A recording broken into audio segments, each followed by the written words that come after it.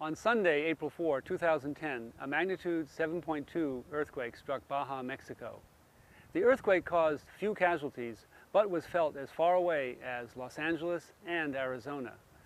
Hundreds of aftershocks followed the event, rattling the nerves of local residents. From the epicenter of the earthquake, it ruptured in both directions along the fault, down towards the northern tip of the Gulf of California and also towards the northwest through the Sierra Cucapam Mountains. And what we've seen since the time of the earthquake is a very extensive surface rupture through the Sierra Cucapam Mountains. We've been working hard to document that. It's an area that's been historically very seismically active. We would expect it to continue to be very active. For example, the 1940 Imperial Valley earthquake produced 6 meters of offset south of the US-Mexico border. In this case, the earthquake also caused a rise in the water table. In many spots, we found that water had come to the surface, creating ponds, which in some cases engulfed entire residences. Damage extended more than 100 kilometers from the epicenter and affected many cities, particularly Mexicali, Calexico, and El Centro. It's minor damage from the outside. The last couple of hours we've had a few ceiling cave-ins, gas leaks, and stuff of that nature.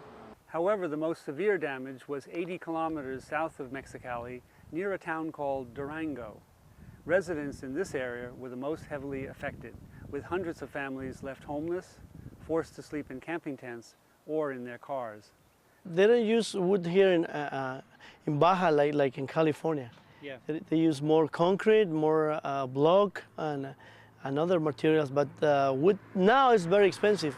We don't know what's going to happen with our family. We don't know what's going to happen with our houses. We don't know nothing right now. Worldwide, there are more than 100 million people residing in highly vulnerable structures located near faults.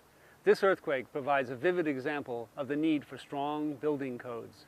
There is very modern design code for buildings in Mexico City after the 1985 Michoacan earthquake, which actually caused severe damage and killed maybe 10,000 people. There is history of damages in many different places of the country, and I think the code is reasonably well advanced. In fact, Mexican School of Earthquake Engineering is probably, the pioneering people. Probabilistic hazard estimations were started in Mexico. There are seismically vulnerable structures in Mexico that did collapse. Of course, that points out the problem, but it's a well-known problem that we also have in the US.